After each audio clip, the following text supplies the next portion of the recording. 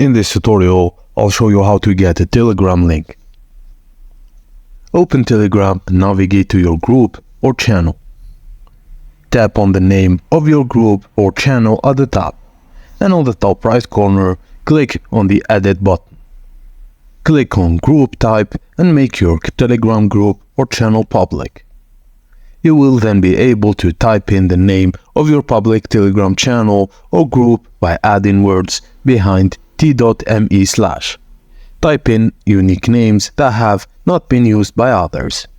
Save changes by clicking on the tick in the top right corner. Your invite link will now appear on your Telegram group or Telegram channel profile. Your Telegram channel link or Telegram group link now is ready to be shared. You can use it to share it to other social media platforms, broadcast messages, or generate a QR code for customers to reach out to your brand. And that's it, guys. Thank you for watching, and please don't forget to like and subscribe for more.